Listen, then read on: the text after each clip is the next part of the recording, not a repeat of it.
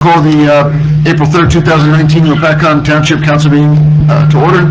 I'd ask everybody to bow their head for a moment of silence, please.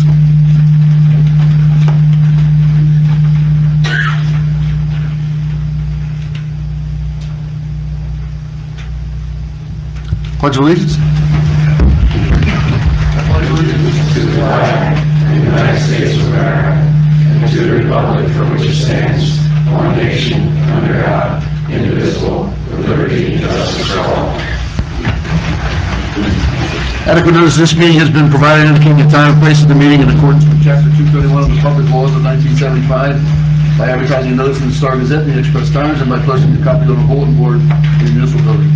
Roll call, please. Yes, Councilman Belcara. Here. Councilman Polito. Here. Councilman Wright. Here. Council President Pryor. Here. Mayor Mancucci. Here. Folks, public comment on agenda items only, with the exception of number 4. I'm assuming that's why a lot of you are here tonight. So if you have a public comment on any other agendas, items, please come forward. Next. Just the clarity question. All right, I would like to know number 43, 2019 Old Americans Proclamation requested by Division of Aging and Disability Services Warren County as a consent agenda. Will that be read here, or would that be able to be accessed someplace? That would be access someplace. We will have you down here. Okay.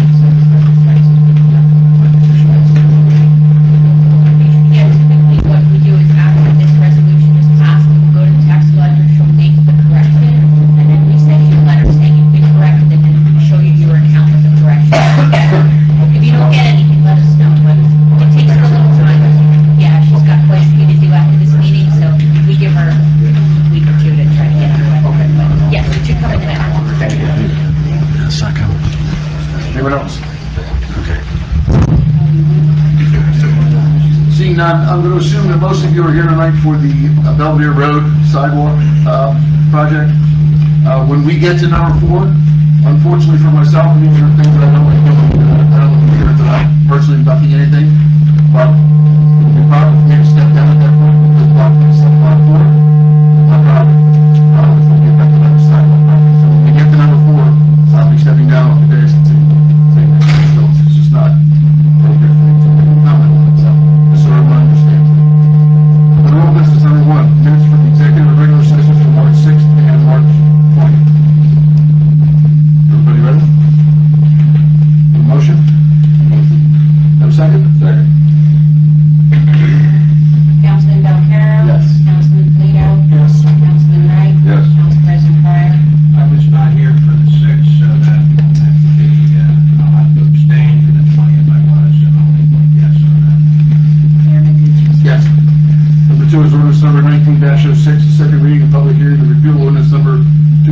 5-20 and delete section 185 of the code.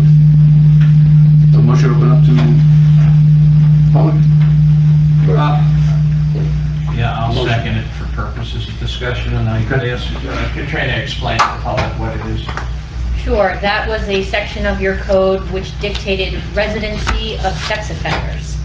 And although we would all love to dictate where sex offenders can live, the law says we are not allowed to because there is something called Megan's Law that already does that. So the prosecutor's office contacted the township and told us that we cannot have that ordinance on our books.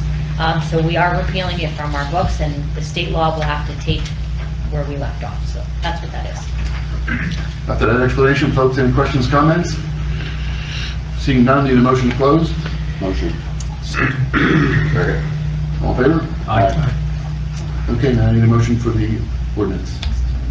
I'll make a motion to approve that ordinance. Second?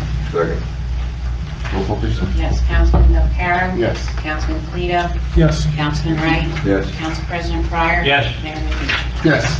Number 3 is ordinance number 2019-07, it's the first reading to establish a new hourly minimum wage rates for the pool and recreation program employees. Have a motion for that? Motion. Give a second? I'll Second. second. Roll call back.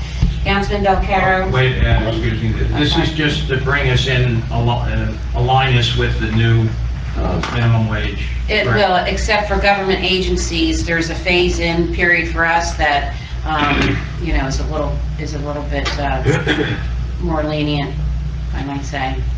And it's outlined here for you in the ordinance. So this enables us to comply with the new Yes, it does. Yes. new minimum wage. All right. Have a motion and a second? Yeah, I'll roll call. Councilman Delcarro? Yes. Councilman Polito? Yes. Councilman Wright? Yes. Council President Pryor? Yes. Mayor Mikic? Yes. It'll be at this point, folks, number 4, that I will step down. Our meeting over, Mr. Pryor. Thank you.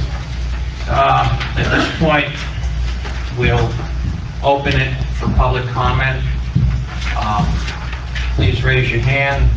We'll recognize you. Come to the front, come to the podium. Please identify yourself and your address and make your comment. Yes, sir. Yes.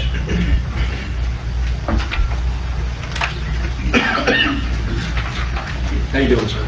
I'm Matt Veers. I live at 805 Belvedere Road, Lopatcong Township.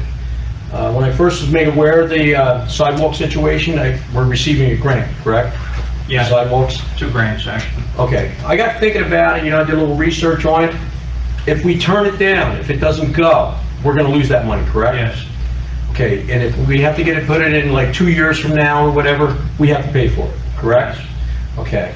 I did a little search on my own. I talked to a contractor who does cement work. I gave him the dimensions of my property, he gave me some measurements, and he looked at my driveway. For me to put that in 2 years from now, it cost me about $3,800. And that's without tree removal. Now, some people may have trees, or whatever, but in my opinion, I think it's a good thing to get these sidewalks put in, especially if we get it done for free. The kids have a place to walk, and we're getting it done for free. It's money we're getting, and if it's not done, we're gonna lose this money. And I personally, in a couple of years, if they make a decision to put it in, I don't think it's, I hate to put my own money into it, to be honest with you.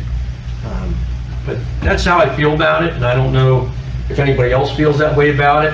I mean, as far as shoveling the sidewalk, I mean, we get 5 hard snows a year. If we can't get out there with a shovel, I'm getting older, but I sure as heck can go out and shovel snow a little bit, so.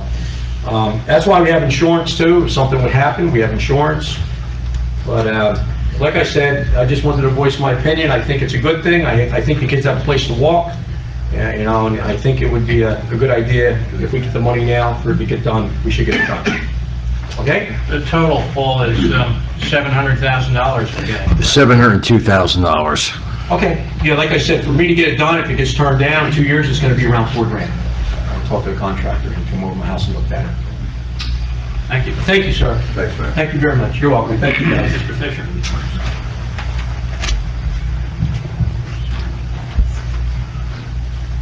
Andrew Fisher, I'm 1101 Belvedere Road. I attended the first meeting discussing the proposed sidewalk plan and if anyone, just discussing the public's opinion on it. I'm in favor of it again. When I attended the meeting, the biggest negative I got from the meeting again was like the last gentleman said, people didn't want to maintain the sidewalk, they didn't want to shovel. Again, 4 or 5 snowstorms a year in New Jersey, I don't think that's too much to ask. We're not in Vermont here.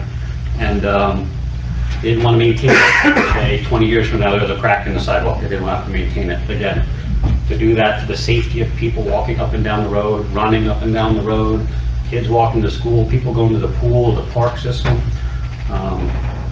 I think, you know, the safety kind of outweighs the shoveling. So, especially if it's free, we should do that. I also wrote a letter all about that, and I had neighbors around me kind of sign it, so I have maybe 8 different signatures on here. So, Are they all on Belvedere Road? they're all neighbors on Belvedere Road. Thank you. Thank you very much. Thank I you. saw another hand right there, sir. Matt Johnson, 1103 Belvedere Road. I'm in favor of it too, getting done for, the safety of, pedestrians walking, riding bikes, running, the kids, just to give everyone kind of like a visual of like my property. And I know it doesn't pertain to the people that are like further down Belvedere Road because they have like, it's very, very straight. But at 11, from the pool entrance, I will do, to about Andrews at 1101 is quite a bend. It's kind of actually blind. It's coming westbound, and most of the people riding and running bikes are going eastbound on that side where all our houses are. I just put up a camera one morning. I did 2 different videos. I did a minute video and a 5-minute video. I can show you if you guys want to see, just so I can prove my numbers here. But in 1 minute, 12 cars drive by, 8 of them are over the line, and a couple of them are significantly over that line. You can actually see them when you're thinking like, oh, it's going to hit my mailbox. So that's like 75% that the number of cars are coming over that line, and there's pedestrians, everyone walking, running, and yeah, it was in the morning, but I'm sure out throughout the day that happens all the time. And then I did a 5-minute video just so it wasn't, based off of just 1 little minute. And in 5 minutes, 49 cars that go by, 28 of them are over the line, and again, a couple of them you're just like, I'm surprised I'm not smacking my mailbox or hitting like a garbage can. So when you take that into account, one day, one day someone's gonna get hit, and that's if we don't put in the sidewalks. They're gonna keep riding their bikes and run, walk on Belvedere Road, and someone's gonna get hit at that bend. And not that it would be any of our faults or anything like that, but wouldn't we want to be more proactive? And we have this grant, we can be proactive about the safety, put in these sidewalks, rather than a tragedy happen, and then we gotta go, oh crap, we should get these put in, and then it's gonna be expensive to taxpayers of being reactive. I think it's always better to be proactive in a situation than reactive. There's a bunch of examples you can go off of where people have been reactive to situations.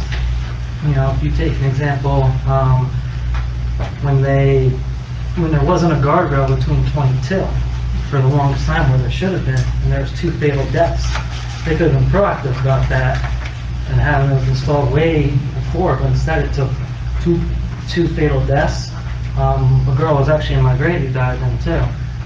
For them to be reactive about it and then put up, guardrails there. So that's just to give an example. I think it'd be silly, like, to give away this grant. Like, we have paid into this grant, technically, the taxpayers. So if we don't take advantage of it, like, we're kind of giving money away that we've kind of put into. I think that the mayor, you said, like, kind of like when I said it was for free, you said how it wasn't technically for free because we paid into it, taxpayers over the years. It's coming from the state. It's all of us. State, yeah, so it's all of us, so just think it'd be silly to, essentially throw that money away when we could do something good with it and make all the properties look better, I think, personally. I know the main concern and problem is people shoveling, but, you know, I don't think people bought their houses based off of, oh, there's not sidewalk there, I don't have to shovel. So, that's just my 2 cents. I'll take your word for it on the videos. Anybody that can count 48 cars or so, I'm sure you did a terrific job. Thank you. Yes, sir. Me? Yes. All right. So I'm Steve Ruane, I live on 711 Belvedere Road. I'm the naysayer in the room. I'm not for this for a couple different reasons, none of which are about safety. I'm all about student safety. However, down on our end of Belvedere Road, it's my understanding that Keyberg agreed to do the sidewalk on the other side of the road, okay? Why are we not holding them liable to live up to their obligations to us when we agreed to give them the land at the top of the hill, first and foremost? Not a question, I'm just throwing it out there right now for you. Go ahead. Well, we can go ahead, and then I'm gonna try and Okay. respond to that. Okay, so that's first and foremost. Second off, it's on the maintenance of these, and it's not maintenance in terms of shoveling, I could care less about that. I have a snow blower for that very reason. However, it's maintenance down the road. If you walk around our township now, you walk around Keyberg at all, you can see that the sidewalks are heaved up, heaved down, cracked all over the place. That falls on us as the homeowner to fix that. And I just heard in front of one person's house, it's gonna be about $3,000. The township doesn't enforce those ordinances now. I drove by a house the other week that had a sinkhole in it last year that the truck fell in from the township. There's a gaping hole where the sidewalk used to be, that's now just a dirt hole. We're not enforcing that. So 20 years from now, when these things are all cracked up, people are gonna be doing the same exact thing they're doing in Keyberg right now. They're running on the road, they're running on the sidewalk because it's dangerous. So unless the township's gonna take a different stance with that, I haven't seen it yet, but unless you're gone and start enforcing things, I don't want this. I want you to hold Keyberg accountable for what they agreed to, and you can do it. Later, I'm gonna address some of your comments. Okay. But there's one I want to address now. All right. If I have this right. The contract, the original contract we executed with Phillipsburg was dated the year 2000. And the sidewalks, if I can bear with it, I did not see where it was switched. The side that we're doing now was, it says the board shall install sidewalks on the westerly side, beginning at the intersection of Belvedere Road and Lopatcong Pool Road in a southerly direction to form a continuous line of sidewalk to the entranceway of the high school. So, If you're talking from the pool down? from the pool Okay. down to the park. That might be my misunderstanding, that's fine. That's my understanding. The board shall install sidewalks from the easterly side of Belvedere Road, beginning, and that would be their side, beginning at the intersection of Belvedere Road and Fairbanks Avenue, and in a continuous fashion to the point of intersection at Roseberry Street. So, yeah, so I don't see that issue. Your other issues we'll talk about. All right, so there's two other ones. Okay. Is that along the whole strip on Belvedere Road, there's massive trees there. And I hate to point it out, but I'm just going by general, how jobs are done from a contractor standpoint. No offense to contractors out there. We're gonna rip it out, grind it out, and then we're gonna lay down some stone and just put concrete right over it. What's gonna happen in a couple of years when that root ball starts rotting out, unless you're gonna dig them all out? You're gonna have a sinkhole there. So then you're gonna have concrete caving in, which happened on Keyberg's side, right down the road from us. So these are things that have to be addressed. You can't just go in there, hack it out, and then lay it down in a week's time. You need to do it right. And if you're gonna do it right, again, we won't have these issues 20 years from now. I just don't see that happening. Paul, can you address that concern? Yeah, we can address that in the specifications. And first of all, we are going to remove trees there to install the sidewalks, because if we don't, the sidewalks are going to heave again. But we can also specify that if a tree is being removed, that the rooting system has to be removed as part of that, and it has to be backfilled with structural fill, You get where I'm compacted. coming from. Yeah, Thank you. we agree with you. Yes, sir.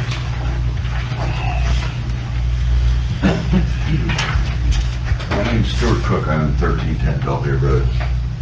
I've got over 500 foot of frontage on my house. Anybody here would like to come up and shovel, you're welcome. You guys don't mind shoveling. We were here a month or two ago. There was supposed to be a study on this, spoke with Paul. And it was my understanding that you had to acquire easements from all of us on Belvedere Road. Has that been? In your portion of the project, yes. So Right. at this Yes. point, Yes. at this point, it seems like it's already going through, and I No. understand that. No. So what's the outcome here? Is this just a study once again, or? No, I wasn't around, I've been out, Yeah, I've had a broken hip.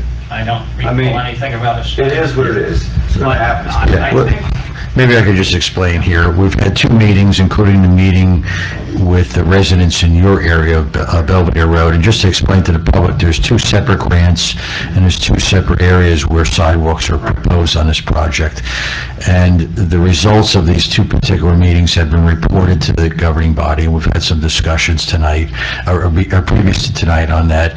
And I think we need to obviously bring this issue to a head tonight and make a decision if we're going to move forward or not on these projects. So that's why the governing body put this on the agenda tonight, invited everybody that is potentially affected by this project, abuts each one of the projects, to come tonight to voice their opinion.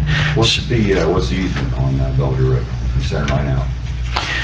In your stretch of Belvedere Road is not what the county deems to be a great road. A great road has a 66-foot right-of-way with 33 feet from center to the property line.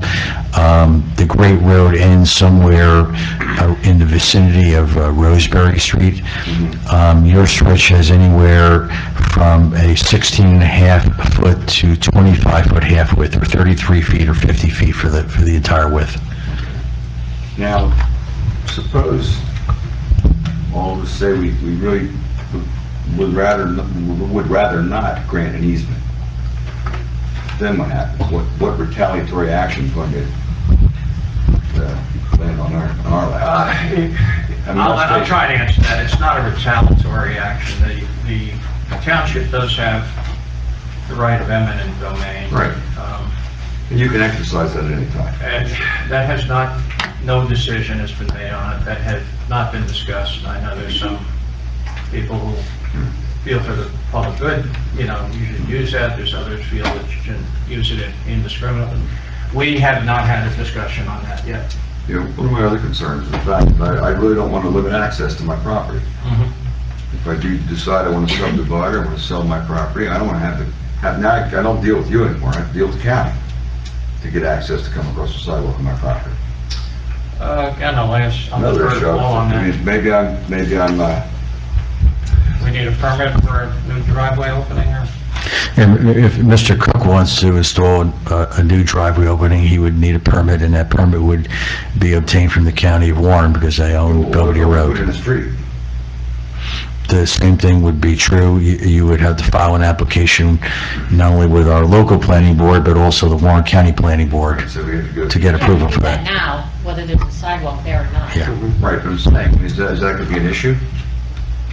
I mean, I don't want to block access to my property, obviously my property. I don't think the sidewalk affects, your ability to construct a driveway or a street at that location, quite honestly. Any other normal street opening. I think if there's a sidewalk there, you would impact it by constructing either one of those improvements, and you may have to cut back some of the sidewalk and then rebuild it at the intersection of either a driveway or a roadway.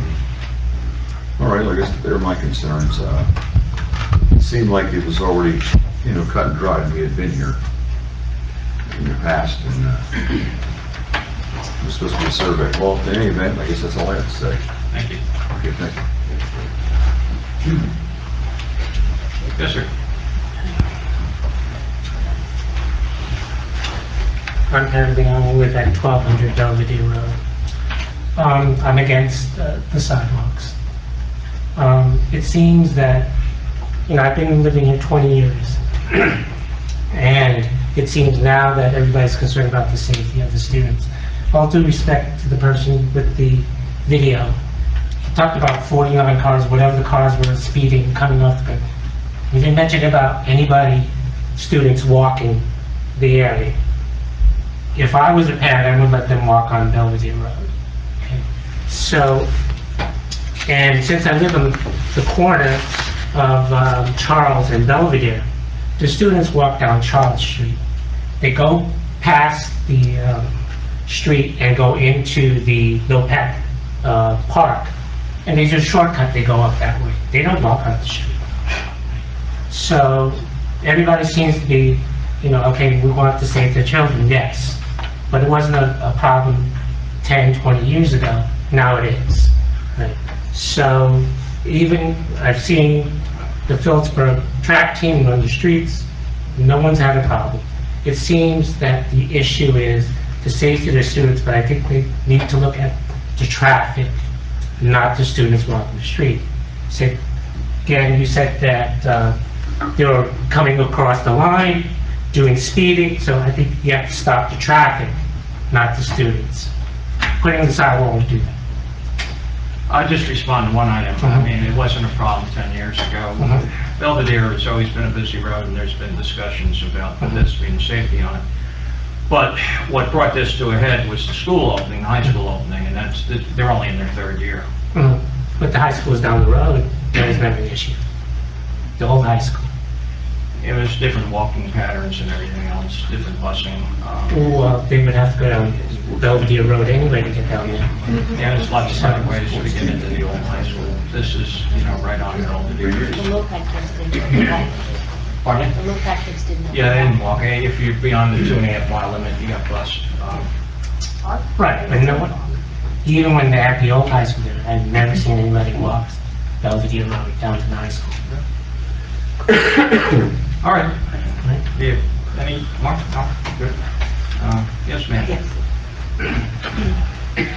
Even Dan Rush, I'm at 709 Belvedere Road, and I have to say, my daughter walked that Belvedere Road her whole time going to the high school. When it was the high school, all right, so she had plenty of, and it worked for her. It was fine. She was careful, and that's what it takes. You have to use a little care when you're walking too. But I've lived, again, in Township all my life with the exception of 2 years, and so that's 60 plus years. And I'm guessing I have a huge tree, a beautiful tree in my yard, right in the path of where you're going to put a sidewalk. And it's probably taller than the Pilgrim Presbyterian is. So I guess that I'm thinking that tree has been there 3/4 of a century. And if you're going to kill the tree, I don't want you to do that. And again, the safety of the students is first and foremost. I agree with that, and I don't want any students hurt. However, I don't know that we need to put the sidewalks in. I am against the sidewalks. Figure that out. But if you're going to kill the tree, I want to make sure that what you're doing is going to not make that route. Again, I'm going to have to maintain it. Unless you grind that stump up or put rebar under it to make sure it doesn't come up, that sidewalk on my property anyhow is going to pop up. And then I'm going to end up spending $4,000, $5,000, whatever it's going to be, to fix my sidewalk. What assurance do I have that this isn't going to happen when you put sidewalks in that, well, again, I don't think they're necessary? What assurance do I have that that's not going to happen? Well, you've heard the engineer commenting about using best practices in the specs. I don't know, I lived in Gregory Park, and 40-something years old. A number of people removed some large trees, and I haven't seen issues, but... I mean, this is going to be right under the sidewalk. Yeah, at what point, do you live in the park where we need an easement? I'm sorry? No. Do we have to get an easement from you? I don't believe so. No. Not there. I mean, that's really the county right-of-way there. But I have to maintain it. Yeah. We're going to talk about that a little bit. That's the thing. That's nothing's free. Nothing is free. So. I hear you, and we're going to talk more. All right, so but I just wanted to make my comment. It's a huge tree. It's been there 3/4 of a century. anyway. Thank you. Can I just add one more thing? Sure, please. So Edie just mentioned it, and I think it's a great point, is that nothing's free. It always comes with a cost. And again, I'm all about student safety and doing things when they make sense. But I have to kind of continually go back to the fact that if you did this, you know, there's very lax oversight of repairing anything that does buckle. Because if that happened now, all throughout the township, we'd have nice sidewalks where there's crumbling ones that exist today. And at the end of the day, maybe it doesn't make sense to do this. Maybe not down on our end, because I'm with other people in the room that the Lopat people cut down by Mr. Mangucci's house, and they walk through the alleys because no one wants to be out on Belvedere Road. And the people that are on Belvedere Road, they're high school kids. They're not 2, 3, 4, 5-year-old kids. If that's my kid out there, I'm with him. He's not walking on his own, and he's definitely not on Belvedere Road. I'll second the individual down here at the end. So everything comes at a cost. Nothing is free. How about the lady in the gray here? Hi, my name's Beth Perini. I live at 1047 Belvedere Road. My husband and I moved here about 5 years ago, and within the first 6 months, our dog was hit and killed on Belvedere Road. And we were shocked at the time how many of our neighbors rallied to come and knock on our door when they didn't know us, to relay their similar stories of animals that had been hit there. So, and we have a big picture window that faces right out on Belvedere Road. I am in support of the sidewalks. We have sidewalks in front of our house. And even with those sidewalks, we see constantly throughout the day, it's not just high school students, but there are many high school students walking. They're riding their bikes. There's middle school kids going to soccer practice at the park. During the summer, there's families walking with animals and bikes and small children.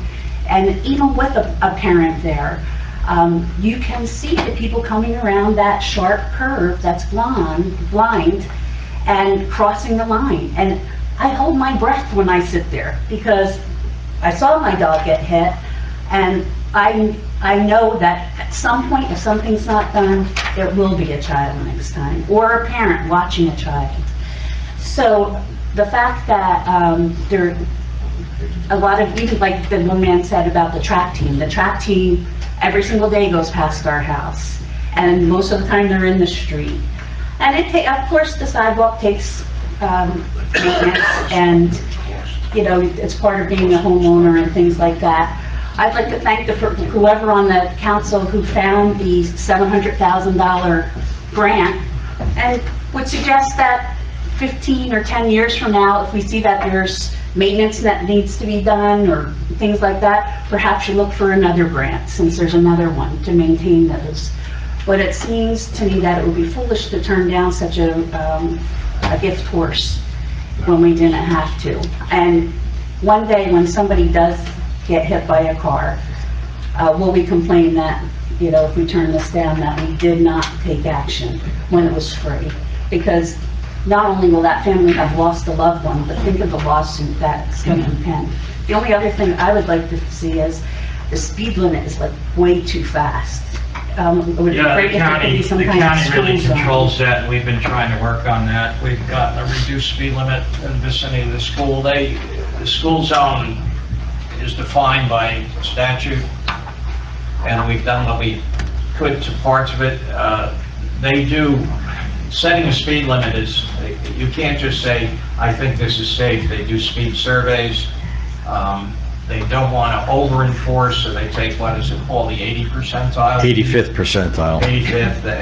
It's a long process, and we don't control it. Have they done one recently, and would it be possible, like I was thinking, even if it couldn't change the speed limit across the board, just to do one of those flashing speed limits, like school in session, reduce. We actually, we're Well, doing that. there is going to be a speed limit reduction on Belvedere Road, not in the vicinity of where you live, but further to the north and east toward Scenic Ridge and Buckley Hill Drive. The speed limit is going to be dropped from 50 to 40 for quite a stretch there, and a new school zone is being established in that particular area that will drop the speed limit to 30 miles an hour while children are present.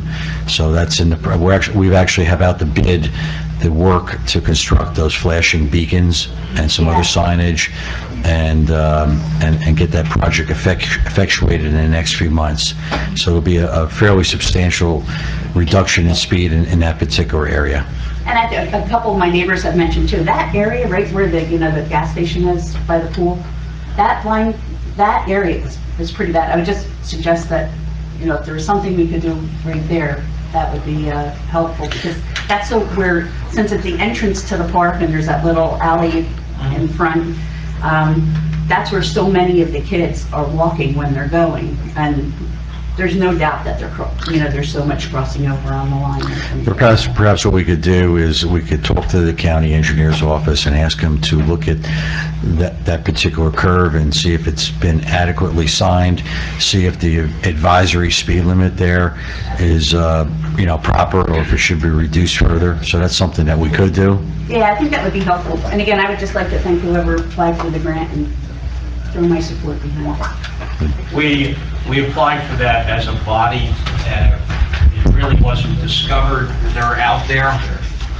but they're difficult to get. They're very competitive, and we were fortunate this time around.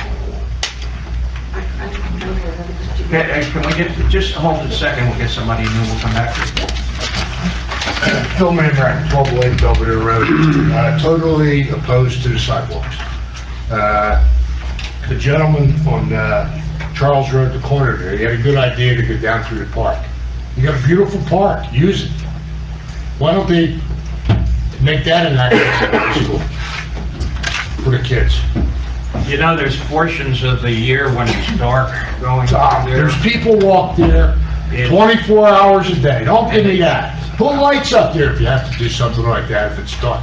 How many times do you go to school when it's dark? I see kids walking down there all day. There's groups of people in the morning that walk the park all the time. You got a beautiful park, utilize it. Why would you want to put sidewalks on the east side of Belvedere Road? For one thing, there's a water main that runs up through there, I'm sure Paul's aware of. If you cut that material down to the top of the curb, you're going to have 2 foot of cover over this water main. Are you aware of that? I don't have my drawings here right now. And also, in front of my house, I have a telephone pole that is maybe a foot off of the curb, so you're gonna have to move that? No, we weren't looking to move any any No, poles. not curbs, telephone pole. We're not looking to move any poles. So there's gonna be a pole in the middle of the sidewalk? No, the sidewalk's going to go around the pole. No, it's gonna go around. Yes. Thank you. Matt? Just to piggyback off what other people said, the kids walk through. I'm sorry, please, we'll get this. Matt? Otherwise, we have no order here. Well, will you do this lady, and then we'll come back to you, right? Yeah, after Matt. Matt Herzler, 8 Oakwood Drive. I am a member of the school board. This opinion is my own. I'm in favor of the sidewalks. We're a growing community. It's not the same community it was 10, 15 years ago. There's more developments along Belvedere Road than there have been years ago. And the community is changing. And we have to adapt to these changes, as there will be more kids walking down that stretch of road in the future. So at some point in time, we had to address this. And that's just all I have to say. Ma'am, you wanted to come back? Yes. I just wanted to say, I think you mentioned the bikers too. Am I correct that this isn't going to affect any of the bikers? The bikers are still going to have to use the road. They're not going to be able to run on the sidewalk. They're not going to be able to bike on the sidewalk. They have to use the road and go by like an automobile. Yeah, small They have to go by the kids rules of the will automobile. use the sidewalk, obviously, Well, but, But I'm Teenagers, not the ones that- they drive on the road, they're obligated to obey the rules of the road. And some of them go zigzag back and And forth obviously, across that's not. the road. Yeah, so, but that's not going to affect, those types of vehicles are not going to be going on the sidewalk. They're going to be going still on the road. No, You're there's just no talking bike about lanes walking. involved here. Yeah, we're just talking about, it's okay. And we do have gas lines, sewer lines, water lines all through. All on that side of the road. They all run on our side of the road. Sir, you wanted to comment again, or? Yeah. Yeah, just to piggyback off that. Please, come on. Just to piggyback what people are saying about the kids walking like through the park. Yeah, there's an access way, but at our meeting, Paul said, because they took down the fences and they weren't supposed to, right? Like the kids aren't supposed to be able to go through the park to go up to the high school, right? That's correct. Right. So like we, they were talking about putting the fences back up so the kids walking through the back of the park won't be able to go to the high school back there. So they're gonna have to use Belvedere Road if they're walking and stuff. They won't have access unless they find the fence. Why would you put a fence up? Well, Make it access for everybody. I'm just telling you what he said, okay? But, just to piggyback off that, it's not just for us now. Like, it's for Lopat now, in the future, when we're all not here, potentially, we're not gonna be on this earth for our whole lives. So this is for generations and generations and generations of kids, families, runners, walkers, bikers. Like, I think we're thinking a lot about us, but we're not really thinking about it as a whole, years down the line when we're not here. And, I just think that it's, it'd be silly to pass up and to just think about in the now instead of the future, Lopat in the future. That's my 2 cents. Anybody else? Yes, sir. Just off-the-wall question. Paul has some great ideas about the speed limits and things like that. Has anyone ever entertained the idea of putting a stoplight at the pool on Charles Road? Or is that something the county would have to do? I mean, it seems to me, it was, the biggest issue seems to be the speed of the cars. I know trying to get out of my place is like, it's like a racetrack. Bill knows. And, I don't know what's involved in putting up a stoplight, but it seems to me that would kind of slow things down a little. Yeah, quite a bit, yeah. I'm sure. Things like stop signs and stop lights, they're really not designed for speed control. Paul will tell you there's a whole They would provide procedure you speed. go through. It involves accident reporting and warrants. We'd have to do a study to establish that one of the warrants in the manual on uniform traffic control devices was being met. The manual uniform traffic control devices is a federal publication that basically is the Bible, so to speak, for the installation of traffic signs, traffic signals, striping, pavement markings around the United States. It's referenced on state code and a lot of municipal ordinances. So again, there's a procedure in there for determining when a traffic signal can be installed. So the first step will be establishing that one of the warrants in there was met, and then we would have to meet with the county. Going through this right now, I have another community that we did a study. We did establish that some of the warrants were met, and the county is looking at that data and evaluating it, and going to be making a decision several months down the line. Is it based strictly on accidents or pedestrians? There are some warrants that are strictly traffic volume related. There's some that are involved accidents, accident history. So again, there's a total of 9 of them. So so we'd have to establish that. It's not an easy road to hoe, but I just wondered if it would entertain the idea. It No. seems to me, in the summer, people coming out of the pool, it's tough getting out of there, I'm sure. Most folks have been there. It's hard to get out, but maybe that's, down the road, maybe that's some kind of a solution, I don't know. Yeah, we'd have to do a study, and if it did show that a warrant, one of the warrants were being met, then we would take the next step and talk to the county and get them to buy into that, and then we would determine how to get funds to do that. It's probably something we could get a grant from the state on. I think they would fund such a project, but the first step is establishing if the warrants were met. Yeah, well, thanks, I just, Food for thought. Rainey? Yep.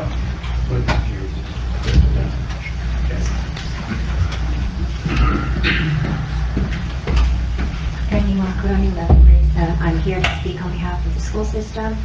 And I have to say that every year I get many calls from parents asking for a safe walking route for their children to go to the high school.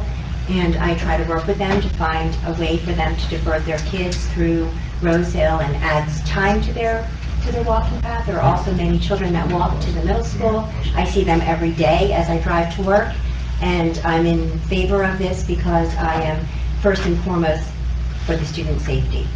And I thank you for looking for the grant, and hopefully it can work out in the best interest of everyone. But I do know that, as you know, that I also tried to find another safe route when I looked into the busing system to ride the county bus, and just to appease parents and to help them find a better way for their students. Not every parent can drive their child to school. And with the high school, it is a 2.5-mile limit, and we have many children that walk. I don't know if you remember, I got up early and we rode the bus Yes, together we that day, did. so. I do remember. We made a big effort We to did. try and find a safe route. Just for safe, so I am in favor of the safety of the children, so Okay. thank you for your efforts. Anybody else? I just want to make it clear, I am for the safety of the children too. I just have a different point of view. Yeah, I understand. Okay. Many years ago, I probably 35 years ago, we had an assemblyman lived in my neighborhood across the street. And he went to the county for blinker lights at Charles Road and pool access, and they knocked it down. So, I don't know where the thinking is today with safety, but maybe it's a little bit better. I hope so. Anyway, that'd be a good idea to look into that, to do something like that there. Well, again, the traffic engineering is very structured. Right. Even even some walkways there, stripes or something. Phil, in regards to that, the light I can speak to, that doesn't affect my property, but it's not just, I've often thought about that myself. That is a bad angle, as Mr. Johnson said, around that corner there. Coming out of that pool, looking to your left, up toward the emergency squad, building, it's a bad sight line. And it's not just the summer. You've got football games, soccer games, baseball games, community day, all that stuff. So we have to discuss the possibility of light. I personally, sometimes... Even like I noticed in Pennsylvania, they have a triangular type thing with blinker lights with a pedestrian symbol on it, something. But another thing, you're not going to slow the traffic down. I don't care what you do. Nope. It's terrible. Belvedere Road's like a drag strip. If you put it at 25, maybe it'll go 40.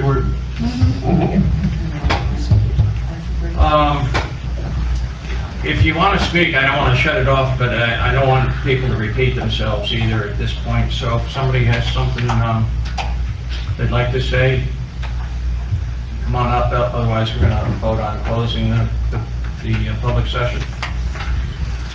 Anybody? Motion to close the public session? Motion. I'll second it. Is that, quick question, is that just for this topic or just altogether, because we came about a different topic? There's another public comment. There'll be another public comment. A general public comment at the end. All in favor? Aye. We get everybody? To close the public. Yeah, we did, we supposed to. Public portion, comment. Normally, we'd call for a resolution at this point. We'd have a second. We'd have some discussion, but I would like to offer my opinion, and it may affect what we do with the resolutions. I've heard both sides. I've tried to craft a compromise here. Give us sidewalks and at the same time satisfy some of the concerns we've heard tonight. I was aware of these before. I truly believe sidewalks provide an essential environment for safe, independent mobility, especially for children, the elderly and the disabled. Under the residential site improvement standards, which were enacted in 1997, sidewalks are required for most new subdivisions, and they're always required for subdivisions smaller than 2 acres within 2 miles of a school. So if Belvedere Road was subdivided in the last few years, you would see sidewalks there.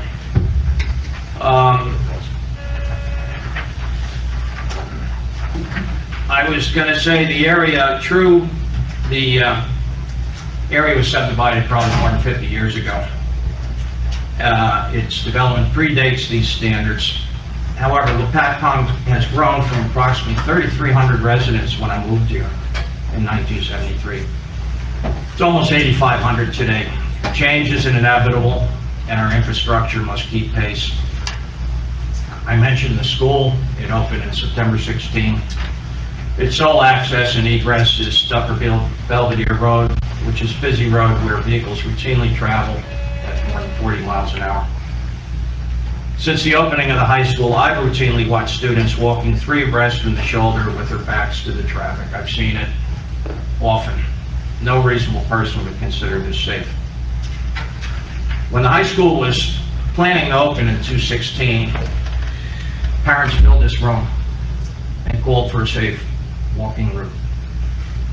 And applying for these grants was our response. The township's been successful in obtaining 2 grants totaling about $700,000. Both grants are designed to encourage and enable students to safely walk to school. And I underline safely. These grants are awarded based on safety, not convenience or aesthetics. Applications for these funds are carefully reviewed by transportation officials and are highly competitive. We receive support from all our elected officials, our state senator, our assemblyman, even Congressman Lance. I'm not going to go over the projects, you know where they are. There's 2 separate grants. There's the TAP project, which goes basically from the pool down to the blinking light. And then there's the second project, Safe Routes to Schools, which goes from Red School to Charles. When that's completed, we'll essentially have a walking route from the western Lopat border almost to Bellevue. I forget the name of the street before Bellevue. That's where that asphalt sidewalk ends. The Warren County freeholders endorsed both projects. We've actually entered into a sidewalk agreement with the county. So a lot of work's been done. We've already spent about $70,000 on this project. The public forums uncovered objections.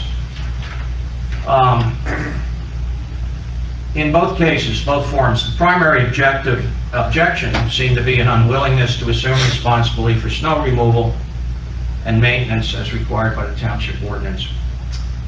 That's understandable, since most residents have not had this responsibility since they own their homes. I understand that. The objections of homeowners are certainly important, but they're not the only stakeholders in this project.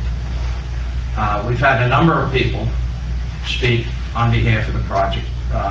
Police Chief Jason Garcia has written in support of both projects. This is our police chief. He notes, as a growing community with more and more vehicular traffic on our roadways, it's essential that we strive to improve the safety of our pedestrian walking routes on a regular basis. Ms. Roccaroni spoke in favor of the project tonight. Previously, she said, as superintendent of Lopatcong School District, I support the TAP project because of what it means for the safety of our students. There's more, but I just grabbed a quote from her. Former Phillipsburg Superintendent of Schools George Shando wrote, I view the TAP project as an extension of the recently completed Roseberry Street and County Route 646 intersection that greatly enhance safety for pedestrians as they make their way to Phillipsburg High School. 2016-2017 PTA President Twyla Bartlett wrote in support of the Safe Routes project. Now, I won't read it, but it's a strong recommendation. I got a letter tonight from our Recreation Committee Chair talking about the importance of a safe route to the park. And folks outside of meetings have approached me to voice their support. I firmly believe these projects will benefit the community as a whole. At the same time, I recognize its impact on homeowners of Upper Belvedere Road. Accordingly, I've tried to craft a solution that will allow both projects to go forward and at the same time mitigate at least some of the concerns of the homeowners. A landowner owes no duty to pedestrians to remove snow and ice under state law. The duty comes from local ordinances, and that's the case in Lopat. There was also a condition of when we authorize these projects. In conjunction with these projects, I've drafted an ordinance transferring the responsibility for snow and ice removal on these projects from the property owner to the township. The unique justifications for this are set forth in the ordinance. It would apply to these and only these projects. Somebody asked me, well, wouldn't everybody want that? No, these are a special set of circumstances here,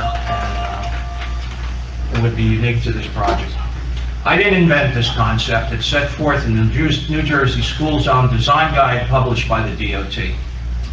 Ms. Campbell has opined that the ordinance is legal. I'm prepared to offer a similar ordinance concerning the responsibility for maintenance and repair. I want this project to go. I'm trying to take care of folks' concerns. Now, this is me speaking. We're going to have a vote yet. Considering the safety issues involved and the public demand that prompted the project in the first place, the amount of funding that would be forfeited forever, and my proposal for mitigating the principal objections of the homeowners, I am in favor of completing both projects. And I can't help but feel that rejecting the grants at this point would adversely affect our standing grade in the future. And I'm breaking my recommendation up into two parts here.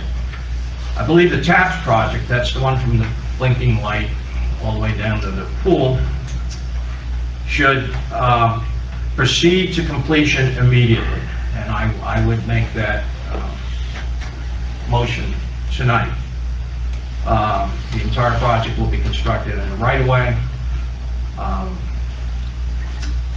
I think the hardship on the homeowners is minimal. I'm prepared to enact ordinances taking responsibility for snow removal and maintenance. The other project's a little more complicated since there's property acquisition involved. Like I said earlier, we haven't really discussed eminent domain. We just haven't gotten that far. What I'd like to do is have township representatives meet quickly over the next few weeks. Discuss the project with these homeowners. I think there's 11 property owners involved. Show them the easements. You'd be fairly compensated for the easements, and gauge your willingness to grant easements. And then we can revisit that project following those meetings. So those are my proposals. Before we give shape to any kind of ordinance, I'd ask other members of council for their opinions. Yeah, I would like to add that as elected officials, you're elected officials, our first and foremost responsibility to the township, to all of you, is public safety. And that is very important, followed by other things. Having said that, I'm living here 22 years. Lopatcong Township has changed a lot. It has more than doubled since I've been here. I live in Country Hills, and the back of my yard faces Belvedere Road. The volume of vehicles that go by now is tenfold. When I first moved here, when I sat on my deck, I would, once in a while, hear a car go by. Now it's every few seconds. Then it isn't just a car. It's motorcycles, more motorcycles. And I'm a biker, I like motorcycles, I like that. Trucks, hot rods, tearing up the rubber tires behind my house. It's changed. We have to look at the bigger picture here. I heard everybody's concern.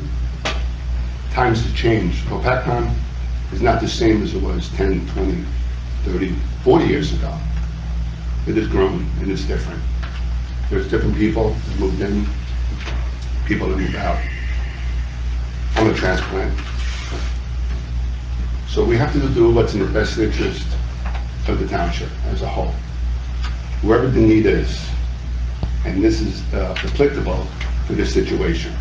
It was not an issue before 2016, but there's a high school there now, in our town. And that's where we have to make the tough decisions. And I hear all of your concerns, and I understand that. And I don't take any of them for granted or lightly. And that's my opinion. Jim, you wish to comment? Well, I agree with Lou in a lot of ways. I appreciate, understands all the concerns. I think safety is most important. My son walks home from school. Many times he walks on Belvedere Road, he runs on Belvedere Road. And I think the safety should be the primary factor. But I also agree with you, Joe, when we should work some kind of compromise. So we can accommodate those who do have concerns, particularly And with this the is a maintenance. unique project, so it'll be these two projects and these two projects only. Mr. Rice? I'm really torn, to be honest with you. I understand Stuart, and all those guys up that end. I now live on Belvedere Road. I live up 1701 now. Been up here my whole life except for a number of years out of the way. No sidewalks up our way. I understand what you guys are saying, 100%. Down below, down towards Flashing Light, you can see sidewalks down there. They're already there. I'm not sold yet. I don't even know if I should be voting on it since I live on Belvedere Road. Maybe these sidewalks are gonna come up my way. I don't even know if I should be voting. I don't know yet, to be honest with you. You want to ask Katrina's opinion? Yeah, Would you be getting a sidewalk in this project? not in this project, no. Then I think you're okay. All right, I'm going to try and structure several motions consistent with my statement. I move that we proceed immediately with the TAPS project to complete design, go to construction. The TAPS project is the one from the blinking light on up to the pool. So that would be my first motion. I'll second that motion. I'll second that. We get a roll call vote. Yes. Councilman Belcarro? Yes. Councilman Polito? Yes. Councilman Wright? Yes. Council President Pryor? Yes. My next motion is that, this wouldn't be a first reading. I'm going to authorize Katrina to draft an ordinance to transfer responsibility for snow removal from the homeowner to the township for the people affected by these projects. And if I can explain that, I mean, if the second project doesn't go, you know, there is no sidewalk, it's the people participating in this project. So I've made that motion, and I do want to clarify what's going to happen is we're not necessarily going to follow the schedule in the ordinance. I think it says within 24 hours after the end of snow or whatever. We're going to be coordinating with the school. When they need the sidewalks, we'll have them cleaned, and they'll be drafted that way. It'll also be drafted so that this will be probably the only projects that it ever applies to. So I've made that motion. Do I have a second? Second. I'll roll call vote. Councilman Belcarro? Yes. Councilman Polito? Yes. Councilman Wright? Yes. Council President Pryor? Yes. My third motion is that Katrina draft an ordinance which likewise transfers responsibility for maintenance from the homeowner to the township for these projects. Now, the exception will be, the homeowner can't do anything to adversely, I mean, if you cause the problem, we don't take care of that. We're looking at the natural deterioration of the concrete, frost heave. Right? Pardon me? Nothing a backhoe would do. No. You know, if you if you have a big tree and that creates a problem on your property, you know, that's still your problem. But if it's a municipal tree, if it's salt deterioration, if it's frost heave, anything like that, we would take anything that you caused through your own action. So I've made that motion. Just somebody with 1 second. You're just authorizing me to draft it, you're not, you have to have a first and second reading and public hearing. I'll second. That's why we didn't vote on it. No. Does somebody want a second? I got a second. Can we have a roll call, please? Councilman Del Carro. Councilman Polito. Yes. Councilman Wright. Yes. Council President Fryer. Yes. Now, my fourth motion is the people, relative to the Safe Streets, Safe Routes to Schools project, and these are the 11 people on Belvedere to have larger lots, and many of the people who spoke tonight. I would move that one or more representatives of the council or our designee visit with these people timely, and based on what was done tonight, explain the project and see if there's a willingness to negotiate easements. And based on the results of that, we'll reassess that project. Revisit that project.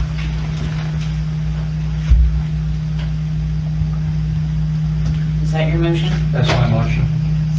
Once it gets edited, one. Okay, we have a second, so I'll roll call that. Councilman Del Carro. Yes.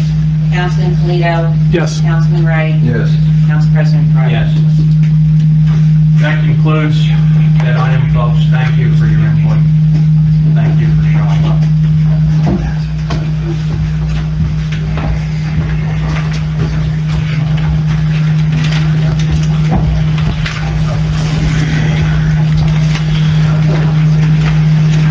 We're in a new business, number 1, the Highlands Open Space Partnership Funding Program grant.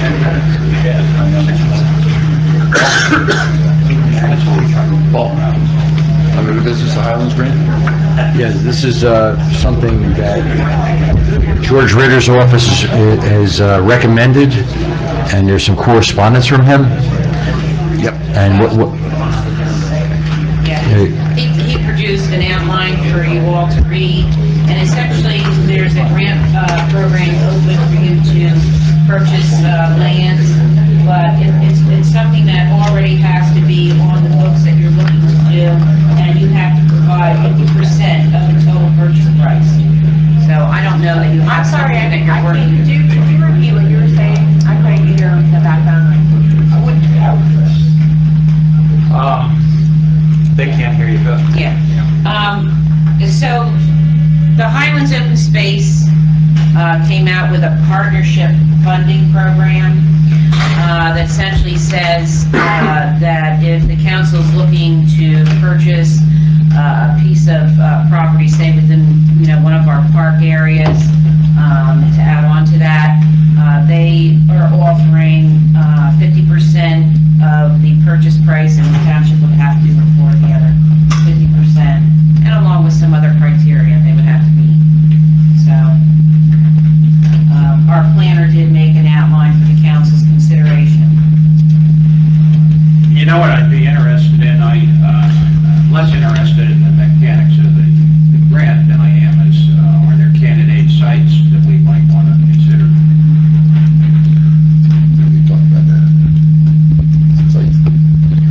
Well, in the past, we had an open space plan which had some acquisition options in it. And I think one of the options at the time, going back 15 to 20 years ago, was the I'm trying to think, Emil, By Bellevue Road? yeah, Bellevue Road, that was one of the parcels. I don't know if there's any interest in the council still acquiring that tract, but that was in the report, and that was a recommended acquisition at the time. I think with respect to Lopatcong Park, we've purchased all the property that we could around the park to buffer our park and also create opportunities for recreational facilities. So I don't think there's anything else around the park that we would need at this point. You know, that's my primary interest is the park. This other isolated parcel, what are we gonna do with that? It was just going to be preserved. It's really behind the houses on Bellevue. It's the bowling alley lot. It's shaped like a bowling alley. Do we have to buy it to preserve it? Usually, it's a bowling alley lot. The only thing is, whether somebody, You know, I just want to speak to this, you know, because I've been researching, I don't know if you remember me, we moved to Lopatcong just 2 years ago. I live on 674 Uniontown Road, right off of 519, and then there's a parcel of property behind me for sale that's 13 acres. And I've just been engaging in a lot of conversations with the Highlands community in regard to acquiring the property too, in conjunction with. So it's a very interesting program because there's a lot of criteria where they fund the program for even just for like scenic use or, you know, preservation of property or like animal conservation, you know, but all I wanted to say is that it seems to be a phenomenal program. A lot of people are involved in it, and you know, if you could find ways to utilize the state funding program, there's not only Lopatcong Township that has to fund the other half of the parcels. There's individual potential buyers like me that would potentially apply in conjunction with you to receive 50% of the state grants. So for example, if Lopatcong Township, and this isn't why I'm here tonight at all, if Lopatcong Township was interested in purchasing this parcel behind me and putting it under preservation, it would be Lopatcong Township that would apply for the grant. But it would be, and the state would sponsor the 50% of the funding, not Lopatcong Township. And then the person like me would come up with the other 50%. So there's a lot of ways that you could do preservation of property within your own township in conjunction with, individual people, not necessarily, like you as a municipality would have to apply for the grant, but you wouldn't have to pay for it. It would just be, you would put the easement on the property, and the state would, the Highlands community would pay for the additional 50%. Who holds title to the parcel? Both. You know, and it's a complicated thing. I've been like, and it's really seriously not while I'm here. I was interested in talking about some other stuff, and I don't want to waste everybody's time, especially because it was a very long meeting. You know, I'd be interested in continuing conversation and talking to you about what I've spent a lot of time learning over the past couple months. Well, I'll tell you, let me make this suggestion. When is this thing due, Beth? April 30th. We don't have a whole lot of time. Yeah. Only because I've been doing, I wasn't even considering Lopatcong Township. I've been in conversations with Warren County, land open space preservation, you know, in conjunction to apply for a grant for the land parcel, not Lopatcong, but the municipality is actually. You could pursue this with Warren County then. I don't know enough about it right now. Well, that's what I'm saying is that it's a very long, but I'd be happy to take it off time. You know, this is a lot of people here very late, but it's an interesting program. And money Let me ask the council this, is there interest in acquiring this lot just for the purposes of preservation? You could build a heck of a lot of houses on it. You're talking about the Falcone? Yeah. You're talking about Falcone property. Yeah, Falcone. I mean, I don't know how much we're But you hurt. can't build houses out. My recommendation, if this doesn't have an April 30th deadline. The planning board had a recreation and open space plan, and perhaps the planning board should deal with this with the planner at the upcoming meeting on April 24th, if we have some more time to really vet this Well, out. so I'll just read you the summary. The grant is intended to support the acquisition of lands for open space purposes. The grant provides matching funds up to 50% of the fee simple or easement acquisition price for conservation and/or passive recreation. The grant would require the township to identify a willing seller and all cost of acquisition at the time of application. The deadline is April the 30th. We don't know if it's a willing seller. Yes, we don't know. You think we'd use our open space money to buy it? In conjunction with this? Well, now, that open space, pardon me, that open goes space toward- money is used for debt service. I mean, that's, doesn't really have to be, but I mean, it's going towards reducing debt right now. We'll see if we can do it. Okay. Yeah. All right. Do we want to hold a special meeting on it just for that, or what do you want to do? We do on the Send 17th. it to the planning board. Or on the 16th. Yeah. Let's just take, I let's think table it till before the 16th. 16th, somebody should reach out to whoever the owner is. I can do that. Can you do that? Right, good. And see if he'd be willing to entertain a discussion? I can handle that. Okay, so we want to table number 1 for now? Yeah. Okay. Number 2 is resolution number 19-134, support the extension of the Warren Heritage Scenic Byway as requested by the Warren County Planning Department. We had been through this before with them, and we turned it down quite a while ago. Yes, you're correct. So, does anybody have any opinions on it at this point?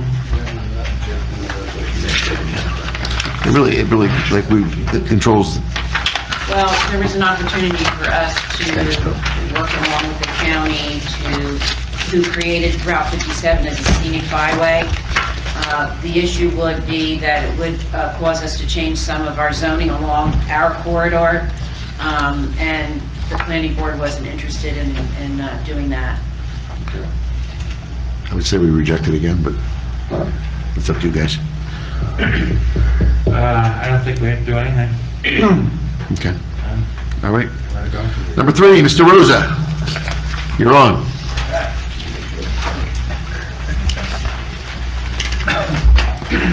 Good evening. Jim Rosa, 5 Plaza Place. My concern is the cul-de-sac at Plaza Place and Plaza Road from James just past Plaza Place. This isn't my first concern associated with this. There is no stormwater control there. That's the root cause of the problem. The road is in disrepair severely. Brian, thank you for jumping on that. I believe you use cold patch, right? Okay. The holes are pretty significant where they acknowledge it. They gave us a cone to put in a couple of larger holes. But what's happened is because of the freeze, melt, freeze, the road is completely deteriorated. I don't know if there's a plan to repave it. Skim coating is okay, but what happens with the skim coating is when the street gets plowed, that ends up on my lawn. And then there's additional costs associated with having to come and redo it over and over and over again. I did take pictures. Thanks for fielding my call and thanks for returning my call. No problem. I will email the council with the pictures that I've taken. But something needs to be done sooner than later with that street. It is actually a safety issue. We don't have sidewalks. So, you know, Emily Ferson did break her leg in a hole, I think 3 years ago, maybe 2015, which was when I first brought this to the attention of the council. Again, there are bigger problems in the township. I totally understand it, but that road is, There are a number of roads in this township that are deteriorated. As you and I had a conversation last night, your area is bad. Dana Street, you might as well have horse and carriage out here in Morris Park. The area between Baltimore Street and the Speedway station is absolutely atrocious. To be quite honest with you, I can't spend money fast enough to fix the roads. We did some roads here in Morris Park. My goal is to really, to finish Morris Park, and then go to maybe sections like yours. Lost Hollow is absolutely atrocious, as is Fox Farm Road, and they have been for a number of years. This isn't something that started, you know. I know when we did, I believe it was Fifth here last year, that Bill Casey, who's been in town for a number of years, he said his road hasn't been touched in the 42 years he's been here. So, and we did the area down around the grass rail. Those roads hadn't been touched in 40. There's a lot of roads here that haven't been touched in 40 years. Back in 2007, we did Rose Hill Heights, Delaware Park, Brinkley Park. We did not finish Morris Park. Baltimore Street's gonna be done this year. We just received word that we got a $156,000 grant for the continuation of Red School Lane. So obviously, that's where everybody travels. And whether you're a taxpayer who lives on a street where there's 4 people or there's 40, you pay taxes just like everybody else, so you're entitled to some service out there. As I told you last night on the phone, I was out there probably about 6 months ago. It's atrocious. That whole area should be done down back there. James, Albert, I think there's one other road back there, but anyway, we are well aware. It's a daunting task. Be quite honest with you, when I ran back in 2017, I was like, do I want to do this just for the money we got to spend on the roads alone? Can't do it fast enough. Part of Brickley Park, or not Brickley Park, but Lou's area, Country Hills, is now 22 years old. Nothing's been done out there. So it's coming, and it's coming at us fast and furious. We could borrow money, which is what we've done in the past. We're now paying down our debt. I think you'll see our budget numbers are pretty good this year. So we're well aware. We've sent Paul out to kind of prioritize things. He asked me, what do you want done? Obviously, you want the main routes done first, because that's what everybody sees, that's what everybody drives on. But you certainly are entitled to the same services out there as any other taxpayer in this township. So we'll take a look at it. We'll prioritize it. If I have my way, Dana and Cromwell will definitely get done here this year, as will, I'd like to see Baltimore Street done, or not Baltimore, but 5th Street from Baltimore out. It's just ridiculous. And that's part of what people were talking about tonight. We've got some growing pains.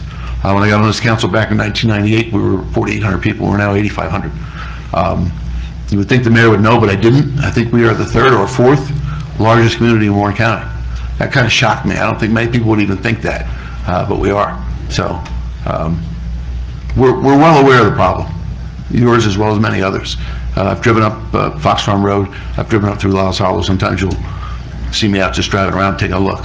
I've been past your area, it's bad. So we hear you, and we'll do our best to accommodate as many people as we can within the budgets without driving everybody out here with the taxes. But it's a daunting task, and it's not going to stop. okay. You know, whatever we get done this year, there's going to be more next year. So anybody else wants to speak to it? I Feel free. I took a ride this morning, like that. It's a small area of Mhm. streets, but it's shot. I saw it, and it's in dire need of repairs. Thanks for stopping out. I would have made you coffee, Lou. No, thanks for the consideration, but it's certainly a spot that needs to be. Paul, have you addressed that area before? Yeah, I've looked at the area. I think what complicates it is the fact that the road is too flat. It may even be back pitched, and you need to construct some storm sewers in addition to just, paving the roadway. I think there's some reconstruction required because the road is so bad in the area where the drainage is needed. So it's going to involve a little more spending than the average road for those reasons. So I've been out there, I moved out there in December 91. So I've been out in that development for some time. And in 93, it was repaved, but it was just a top coat, maybe 2 inches, I don't think it was 4 inches, which put the curb level pretty close to the top, and it did alter some of the pitching. If it was just, I'm not asking for a stormwater remediation program. If it's milled and it lasts another 20 years, I think that would be awesome. The right way to do it, of course, would be to put a stormwater management system in. Totally agree. But for the cost for milling and repaving, even if it was just milled, it would help. Yeah. All right, thanks for your time. All right, thank you. All right, folks, the consent agenda. Anybody up here want anything pulled out? Well, I don't want to pull, I have two quick questions. Sure.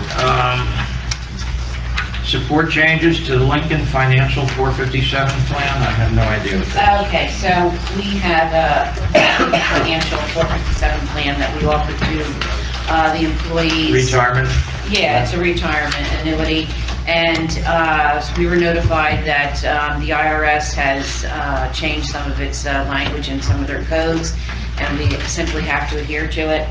Doesn't cost the town anything, you just have to pass a resolution, notify those people who are involved in that plan. Okay, and the second one, I have a question on rescind resolution number 9981. That's an old resolution. I know we're trying to establish a trust for the rec. Is this something we have to just get out of the way to get a new trust? Yeah, we were notified by the DCA because we had sent down a resolution a month or two ago to establish the trust for Yes. recreation. Right. And we already had one on the books that was for the commission. And Okay. we are now a committee. I got you. So, Fine. I just have one additional resolution to add to your list, resolution number 19-143, correcting tax account for block 20, lot 9. This is a property that you had fixed in the past, and we realized it needed further fixing. Okay. Anything else, fellas? All right, have a motion? I'll make a motion to pass the consent agenda. Have a second? Second. Councilman Belcarro, Yes. Councilman Polito, Yes. Councilman Wright, Yes. Council President Pryor. Yes. Mayor Manduca. Yes, we have one announcement tonight. The Easter egg hunt is scheduled for next Saturday, the 13th, at 10 a.m. at the Municipal Park. Our rain date is Saturday, April 20th at 10 a.m. Council reports, Mr. Polito. No report this month. All right. Mr. Vaquero? Yeah, the meters are probably going to be installed at the Roseberry, so it should be, hopefully, it should be online by the end of next week. So it should go like that. That's it. All right. Mr. Wright? No report. Mr. Pryor? Well, as you know, I suffered a broken hip 6 weeks ago, so I've been trying to stay abreast from my easy chair at home. And I have had conversations with folks on issues. I tried to be informed tonight, but I really have nothing special to report. Just so you know, Mr. Pryor broke his hip. He was supposed to be taking his wife to the hospital for an operation that morning. Quickly canceled her operation, and he was on the table at 5 o'clock at night. So, happy to report that your wife is up and running and healthy, correct? Yeah. Good. So, we'll get Joe, get his walker. He's got his little bag on it already, so we're good to go. I have nothing further to add this month, so, Paul? Yeah, thank you, Mayor. Just have a few things to report to you in the public. On the Inmore Road, Oxford Road project, there is a pre-construction meeting this coming Monday, the 8th. We'll be staking out the curbs in those two roads. This should be a pretty short duration project. Should be done by the end of April, according to my discussions with the contractor. One thing that I wanted to note to you and Katrina, as a courtesy to me, send me an email regarding this contractor. This contractor is going out of business after May 1st. I've had a number of discussions with the contractor about their wherewithal to complete this work, and establishing the fact that they're not going to walk away from this project after they start. And I've been told on multiple occasions that they're going to come in, do this work quickly and get it done. They're not going to walk away from the project. So I just wanted to let you know that. They did sign the contract. They did provide bonds and insurance certificates. The contractor has indicated that they've asked municipalities that have awarded them contracts for work that's going to take place in June and July to cancel those contracts at this point, because they are going to be going out of business. But our project is not one of them. They've given me assurances they're going to finish the project. Nevertheless, I'm going to be talking to some other contractors in case we need a pinch hitter, so to speak, if something were to happen. But I think this is going to be a pretty fast project and it should be done quickly. On the Baltimore Street project, we'll be opening bids next Thursday on the 11th. Three contractors have picked up bid documents to date. Hopefully more come and pick up documents so that we have a competitive environment.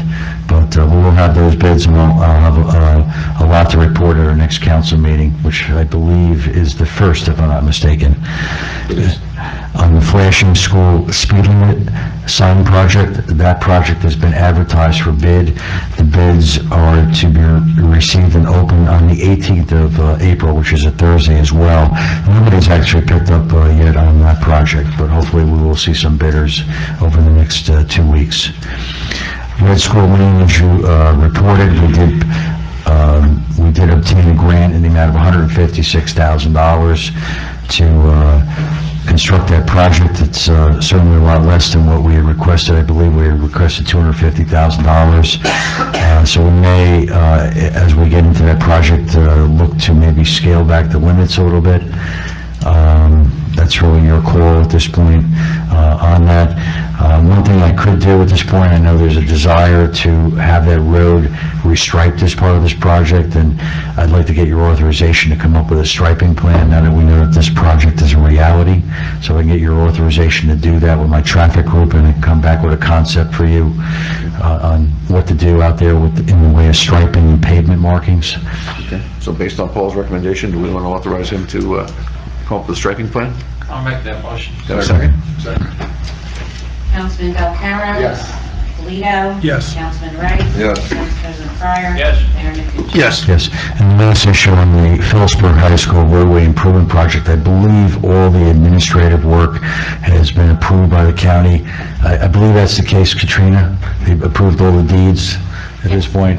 So we're waiting for some action by the freeholders to accept the project, which includes them accepting the traffic signal, so we no longer have any involvement with the traffic signal. So I probably need to do a follow-up with them. It's been probably 4 or 5 weeks since I had that discussion that they were going to be accepting the project, and find out where they're at with that. But that's my understanding at this point. I have more to report to you for the May 1st meeting on that. Thank you. All right, thank you. Can I have a motion to approve department reports? Motion. Have a second? Second. All in favor? All in favor? Aye. Pay bills? No motion? It's a good idea. Have a second? Second. I'll roll call out. Yep. Councilman Belcarro? Yes. Councilman Polito? Yes. Councilman Wright? Yes. Council President Pryor? Yes, I didn't notice if JMT was on that bill. I have to recuse myself from anything JMT. Will do. And Mayor Mickey? Yes. Folks, questions, comments?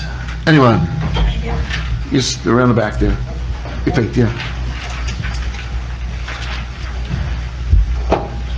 Hi, I'm Faith Ronfermi, I live in Greystone Avenue. I'm a teacher at Phillipsburg High School and the advisor of In Her Element. And the club members are actually going to be honored by the state for their involvement in the community. And we are coming here to ask if the council would consider waiving the pavilion fee. The girls are going to be recognized at the state, but only 7 of the members are actually allowed to attend. And we would like to have a banquet, a picnic for all of the girls and their families to go and celebrate and recognize their involvement in the community. So I don't know if it would be possible for a day in May When to it- discuss, When is the date? the girls could do either Saturday, May 25th, Sunday, May 26th, Saturday, June 1st, or Sunday, June 2nd. If you could give me a call, I'll check the calendar. Yeah, because I know that's, I appreciate it. the one is Memorial Day weekend, correct? Yes. Yeah, and I think we have the Veterans Tribute up in that area at that I know time? they're scheduled, but. you know, Okay. I don't What's the know date on exactly that? what- I don't know the date. Okay, I can send you an email. Yeah, just send me an email. Yeah. all right. Motion waived. Then we'll show waive the fees. How much is the fee? Oh, it's probably about $300. So, I'll make a motion. Second. I'll roll call that. Councilman Belcarro? Yes. Councilman Polito? Yes. Councilman Wright? Yes. Council President Pryor? Yes. Mayor Mickey? Yes. Thank you very much. All right, Faith, thank you. Yes, ma'am. Hi, my name is Jen Cool. I'm the general manager of the Panera Bread, it's right in the Lopat. We have in November, December, one of our culture, before I get to that, I'm sorry, and one of Panel's cultural values is we like to build relationships with our neighbors and our communities. In November and December, our delivery area was expanded to include the Lopatcong Pool and Park. We are looking in some ways that we could benefit each other. I presented to the Lopatcong Athletic Association last week, the week before. They were pretty excited about it. We're not looking to step on any toes of any of the food that is available at the Lopatcong Park, such as the little snack stand, but it's to my understanding that mostly there's not food except for some delivery that comes into there. We're not looking to step on toes, we're looking to become a partnership. We would like to be able to deliver into Lopatcong Pool and area. It is currently in our delivery range, so currently your residents can opt to have delivery to the pool. What we'd like to do is so that we're not running all over as we do, like to be able to post banners or some kind of sign in the park area, a couple of different areas, the quad, the gazebo, the courts, definitely some spot, nothing that's permanent or would do any kind of damage, just to kind of pay a thing, a central location. You guys have all had busy days. You're taking Jimmy or Johnny to soccer practice. It's cold, it's late, you've been running around all day. All you would like to do is take Jimmy home and go right home from soccer practice. What we'd like to do is either, hey, deliver you either lunch or dinner directly at the soccer field, the quad, the baseball fields, and have that delivery right there. You can go home, it's convenience for your residents. We would also be happy to, anybody that has a 501c can come to a fundraising night at Panera Bread and earn a percentage of the sales in a 4-hour sales period. I'd also be happy to partnership with some of the Lopatcongs. While I can't donate financially, I can donate product and goods, and we would very much like to form a partnership with Lopatcong.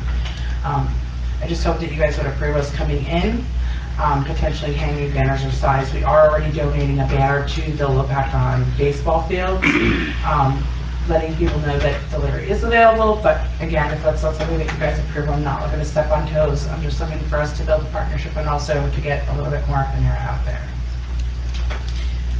So, the first thing I could say is, there would be a number of requirements that, you would have to meet as far as a hold harmless, a certificate of insurance. We'd like to have your health certificate from the county, on record as well. So there's just a few of the things. I'm sorry, what kind of health certificate? Well, I'm sure the health department comes in there and inspects you, so you have that certificate. Yeah, absolutely, health inspection. Yeah, so we need to have that, on record, and I would have to check with the insurance company to see if there was other requirements as well. I'm beyond my days of sitting at baseball games and whatnot, but I do remember sitting there with, there really was no food available through anything we did here.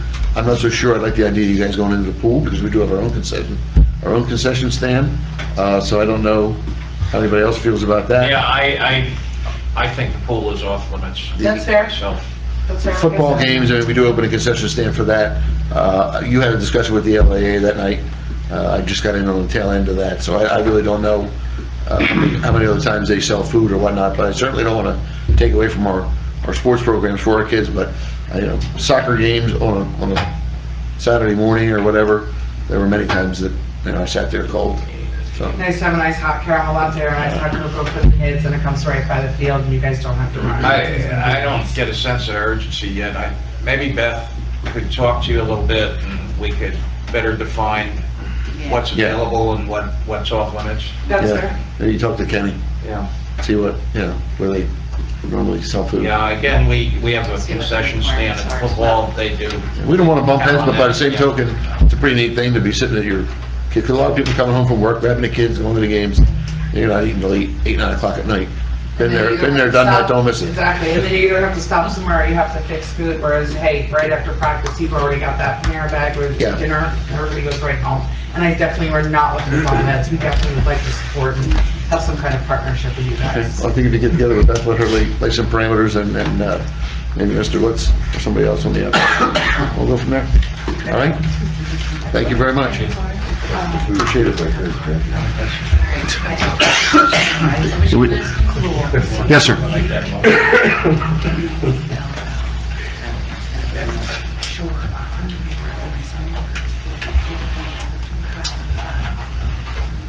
Hey, Jim.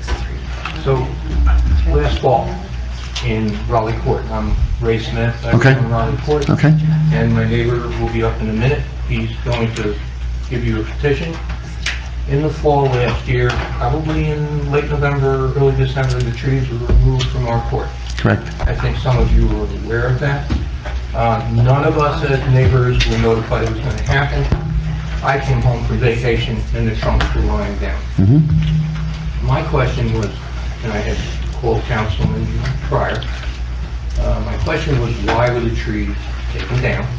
It was explained to me, and Joe asked, what remedy would you want? I said, I would just like replacement tree to put in the court. There was one tree that was questionable. It could have been removed and a tree planted in place. Whatever the reason for the decision, it was made, but I'll let Ben talk to the neighbors, because I started the whole thing, and Ben took it over with the other neighbors. Okay. Actually, my wife and a neighbor's wife walked around and talked to everybody and submitted some suggestions, I think you recall, because they mentioned you, remember, right? And I just wanted to give you the signatures. I have a copy. Would you like that? So it's everybody but one resident. There's 9 houses, so I got 8 signatures. The ladies next to him weren't home at the time. But they did voice probably the complaint that you did hear because of leaves and limbs and things. So my wife talked to them. Another resident would have maybe hoped for a pine tree, so there's less leaves blowing on his property. So she suggested maybe that. Your wife, Susan, loved the maples, so we found, my wife did some research, found a maple that didn't have the blight problem. So those kind of suggestions are in there for you. Generally, we'd like the trees replanted, something replanted there, because right now it just looks like an open lot. You did put up some reflectors, because it was actually a little safety problem in the winter. Yeah, you don't want to hit it. Yep. Yeah, that kind of It thing. was a park-like setting before. Yeah. I mean, we have the Google Maps where you can see what it looked like. And I think if the township is having a problem because they have to pick up limbs or leaves, then set the trees further back into the court so they're not over the road. So that would alleviate a problem for the county. She did a little before. Believe it or not, the township. Before and after, that was the before for the above, that's the after, we're looking for my house. Yeah, and I've been through there. Headlights and so it has made a difference there. And, people did have concerns, so she tried to mention a few of them. Believe it or not, the mayor and I actually talked about this afternoon. Oh, okay. And I had 3 requests. You submitted a planning plan. I wanted to run that past our tree expert to make sure we weren't proposing something that was going to be a problem down the road. I want to make sure everybody in the neighborhood was on board. We have 9 of the 10. And you have 9 of the signatures. And then I wanted to get an estimate from somebody just before we, And the only request we had was not saplings. If you can give us 15-footers so they can grow. I got it. We're going to find out for different sizes what, We're talking about 8 trees, correct? I believe it was 8 that they took down. Okay. And I guess the season's coming up. And That's why we wanted to come back. Yeah. So this was a side for what we're trying to. Yeah, get an update on that we were following up and see where you got to. Okay. And we do appreciate your consideration. All right, thank you very much. Yeah, Appreciate you coming out. We got the, Yeah, thanks for getting that list, appreciate it. yep, thank you. All right, guys, thank you very much. You notifying us, or how are we going to do this? Yeah, we want to reach out to this guy, and then we'll talk to you. I don't know, do you have a spokesman or a coordinator? Beth sent you an email, so you have. Yep. Bill, take care of it from there. Thanks, man. All right, thank you very much. Anyone else, questions, comments? Yes, sir.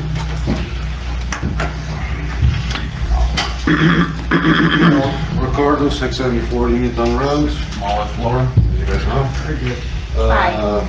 We were here, how long ago? Fall.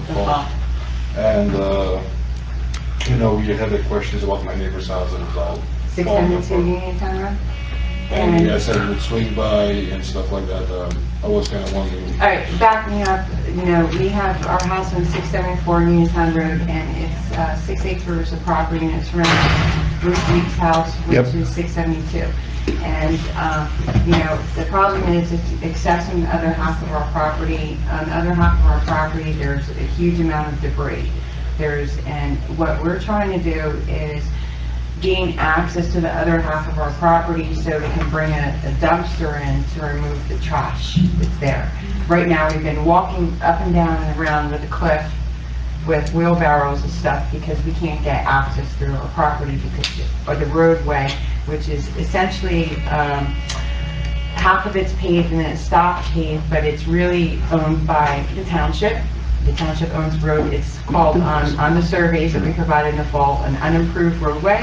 But what we're asking the township to do is help us, you know, even if we pay for the brush hogging or whatever, be able to get access through the unimproved roadway, so we can put a dumpster in to clean, like, there's literally a car there, batteries, filing cabinets and stuff that's really detrimental to the environment. This obviously is a property you bought as it was?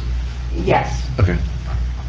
And, you know, like, we understand that there is expense in it, but we can't, literally, if we walk up next to Mrs. Weed's house, she starts yelling at us. We've had surveyors over the property, we've had landscapers over that she berates and she calls the cops. And she, like, makes all these lies and stuff, and even, like I was saying before, like, we were even considering buying the property behind us, because to maybe do like a little Christmas tree farm or something. And we got an appraised property from the bank saying that that house is putting a severe detriment on the overall value of our properties.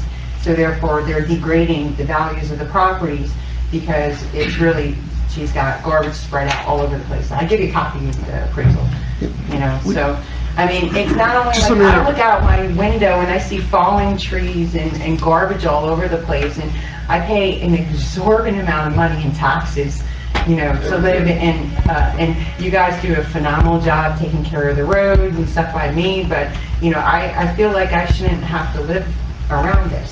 Just let me interrupt you 1 second. We did look into this last fall. Yeah, Brian and I did review the roadway in the vicinity of Mrs. Weeks' property at the time, and this was after an appearance you made at the council meeting. It looked like a lot of the conditions that were described to us had been cleaned up. There wasn't as much in the way of debris in the roadway area. I'm not talking about our property. She like parks her car right in the roadway area so I can't access, and literally if I walk up there and try to, she'll start screaming at us. She's got lounge chairs, garbage all over the place. Is it on your property or is it in our roadway or what's? Okay, my house is 600, you know, Uniontown Road, okay? Yep. And then my house wraps around her house. She owns 1 acre of property on Lower Lowe's Hollow Road. In order for me to get access to the other 4 acres of my property, I have to cross her house or walk up a cliff. You know, and all I want to do is be able to go with a little brush hogger on the unimproved roadway. I'm not asking the township to do it, but to support me behind her, otherwise I'm afraid of her. You know, and so I could put a dumpster in there to clean up the trash. Whose trash is it? It's hers? It's, who knows? It's old. I mean, I'm talking about like plastic. It must be like 30 years old because you pick it up and disintegrates. Every month we spend $700. Yeah, I mean, I have, Is there new debris piling up? Or No, I don't think so. It's old, rusty, filing cabinets, wheelbarrows, really old stuff. drums. I don't know who drums. it came from, but it doesn't Probably from belong the farm, it there. was old farm. I guess my question is this a public road? I had a really difficult time in my vehicle. I remember I couldn't turn around, and it was so narrow, and I had to back all the way back down We have to Route 519. We have No, I know you had it. And the surveys show that it's a public road. It's owned by Lopatcong Township. And if you follow that unimproved roadway, it meets up to Lower Hollow, right around the piece of property that's block 90, what's that lot? Block 93, lot 1, right behind me that we're looking at is 13 acres that's for sale, right there. So that road, kind of like, if you follow that unimproved roadway, It meets right up. It may be dedicated to us, let's assume that it was dedicated, doesn't mean we've accepted it and we maintain it, so I think that's a legal question for Katrina. It's owned by the township. There's no, I mean, it's even on the tax records, it's owned by the township. It's owned by those, but it's unimproved. I mean, you guys never, it's fine that you never did it because nobody lives up there. I just want to, because it's really a rite of passage, to have that rite of passage, you know, to be able to go there so I can clean up the garbage. That's really my intention, you know, not anything other than that, you know. What's the difference between an unimproved road and a paper street? I think they're one and the same. Pardon me? I think they're one and the same. That's what I figured. There's lots of paper streets that don't guarantee you right of passage. Yeah. There's trees, there's, Oh, it's whatever. a mess. It's a mess, and it's fine, it's a mess. I'm not asking the township to do it. It's just to help support the fact that it is a public road that I'm trying to like, just gain Yeah, access but to there's no other. guaranteed right of passage. There's paper streets that go through woods and so on. Paper streets are So I can close the driveway, I can close the whole street and no give routes access? Yeah, because if, Because It's not your property, so. well, it's Center Street is technically, my property. I buy the house behind But me, it's then I paper could, street. I The could. township has rights to it, not obligations to It's it. a rights to it. continuation though, but to his point, then if I buy the lot behind me, then Ms. Weeks won't have access to her property because I'll own both sides. And it's the same street. Well, you can't landlock a property, so you would have to give her access. But it's the same, and I don't want to, it's the same street though. It's just that in the middle of the street, stop paving. It's the same exact streets. Which are pretty much, well, all it wants is, some way, somebody can help her make their lawn and clean the trash out of the street, because it's on the street, it's not Well, in I her think property. And the Well, house is a there was no complete trash in the eyesore. I It mean, is. literally the roof. A lot of it had been removed. I don't think there's really a street that goes through that area. It's all overgrown, and I don't think you can drive through there. Now it is, though. What used to be a street, look, let's put it that way, On what the used to map be it a is. street, Yeah. you know, brush hog On the it, so we tax can records access it the is. other side. That's But all. there's all kinds of paper streets on tax records and they So I'm don't only gonna apply, have to, they don't apply and to you know right what, of passage. that's the only process, is like, the only reason why we're concerned about buying the house, the lot behind us is because I can't get this garbage off that's detrimental to the environment. Literally car batteries, cars. It's literally trash on your township in the preserved area of the Highlands Commission. I think we need to take a ride. Set up a time? You can, I can't. I know you can't, no, you're, Want to go, Jim? I'll go with you. well, whatever, I think obviously Paul knows where to. Yeah, we can go up there again and take a closer look. From the appraisals, not, or, Can we meet with you at the same time? Absolutely. I'd love to walk you up through the property. So this is I'll talk the property, for a walk. highlighted I'll property show you trying to exactly tell. where it is. I'll This show you technically is a the street, surveys, this where is it her is, lot, where's this is her the current I mean, lot, it's- this one it's- goes around, it's this is her sad. lot. I Right here, literally spent $3,000 street kinda putting ends right- dumpsters in. Right there, Removing in the garbage center from kind of lots. thing, and Nothing the other thing than is, okay, this was literal, old like, road, she had trash coming old across to Don's old property, he was selling the lot, dishwasher and stuff which like he said that. he would want to make a complaint because, you know, it's encroaching to his side. Maybe we should take the Right? chief up with us. And, you know, so we can, because here it's a club, this is not, you know. Right.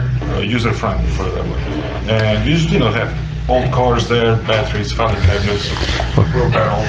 Do you, I know you had a survey map that you provided when you were here last. Do you have a title binder, a set of deeds that can be given to I Katrina? have the title work for Miss Weeks' property. Okay. For something else we had to do a few years ago. I have that, but if they I'd have be happy to theirs, provide that that would to you, be. and you know what, you should read their appraisal of the lot behind him, saying, you know, leave it here, I'll leave it, it explains how the 672 is a detriment to the overall values of these properties because of the sprawling debris all over it. It says it right there in the appraisal written from the bank. What's the best time to do this?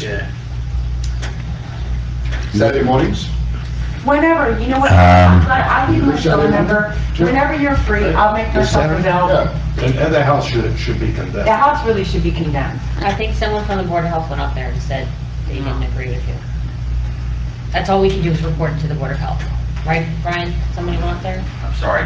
The Board of Health flew up to Miss Weeks' property and said it was fine, right? Yes. It's like there's a piece that's falling down, but it's not the part she lives in. It's like an outdoor part. But when you were here last, we did report it to them and they went Pretty sure if out. that was off of 22, somebody would do something about that. But we sent the Board of Health from the county up, that's all we can do. I appreciate it. Is that a street? No, it's an abandoned part of Lowe's Hollow, okay? It runs into Trubeck, I mean, I can show you. Runs into Trubeck Lane, Trubeck Lane is a private lane, it's not ours. which runs off All right. Fox Farm, winds up to the hill there. No, No? no. Well, yes, Trubeck, yes. Yeah, okay. Trubeck goes up, it's private lane, it runs into Hummer's place there. Yeah. Okay, that point on, we don't even maintain, going all the way up to almost the dog kennels. We don't touch any of that, all right? We maintain to that house, that people run the pools, right past the dog kennel, there's like a little turnaround dugout. We don't touch anything from there down. If you look at, you can see it on the map, it's like a little cutout, it's there, but it's through a solid sheet of woods. It's like going out and, walking through above your place by the school. Right. All right, I mean, you're talking trees and fields and everything. It's been shut down for so long that there is no road there. All right, there's nothing. It runs up, the road runs up, Lower Lowe's Hollow runs up, spins around their house and comes up to Mrs. Weeks' house there. All right, and stops. And then would have done a right-hand turn, but it's not there. All right, do we own it? Is it part of it? Is it something, you have to reconstruct the whole entire road. There is no road. And I mean cut forest down to be able to do it. You would It's an have to old put forest like that a was big rooted. brush hogger into it. It's, What's he's that? right, but It's the an old standpoint forest is that was completely rooted. Yeah, it's an overgrown. old- But it technically is on the map, a rite of passage, and you could clearly see that Still is a you could see where the roadway was. It's all overgrown with brush, no doubt. But you can see a delineation of the tree lines, where the roads go, like you can actually walk it. Yeah. And, that's all I'm saying is that I would personally don't mind, going in with a brush hogger myself, having somebody go in there with a brush hog. All I want to do is be able to brush hog so we can back a dumpster to access some of the garbage on the other half of our lot. Because the only alternative, there's none. It's a cliff. The other side of my property is literally a cliff. But there's a whole load of garbage up there. I'd like to go see it. I'd like to see it You myself. guys are, guide us through it. Yes. Just so we can get the whole picture, Yeah, yeah. but daylight savings, now we can get there after work. Whenever it's convenient, we'll leave our phone number, and whenever it's convenient for you, just give me a call. I'll Rather than slide you Saturday up. morning. You guys do after work, you said? I'd rather, yeah. All right, so what's good then? Well, what's your schedule like, Paul?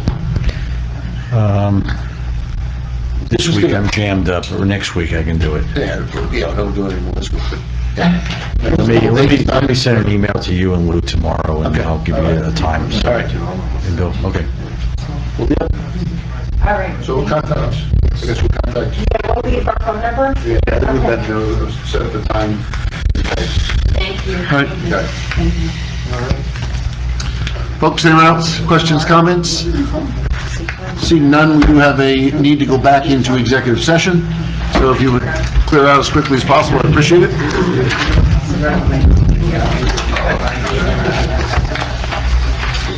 Adam, I'm leaving now. We don't have to stay.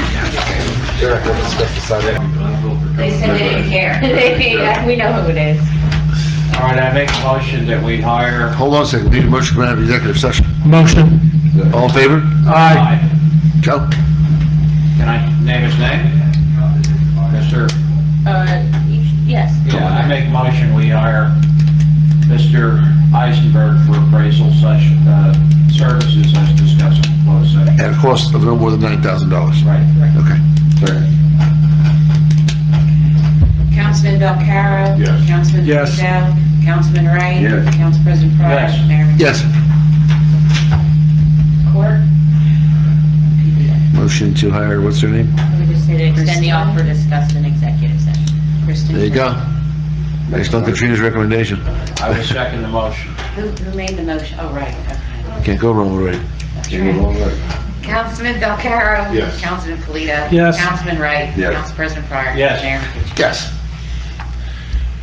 Motion to adjourn? No. You have to do the PBA? No. And authorize her to send her a letter? Then authorize her to send a letter now? Okay. Make the motion. Second. Councilman Belcarro, Councilman Polito. Yes. Councilman Wright. Yes. Councilperson Pryor. Yes. Mayor Lukic. Yes. Motion to adjourn. Motion. Second. All in favor? Aye. Thank you very much.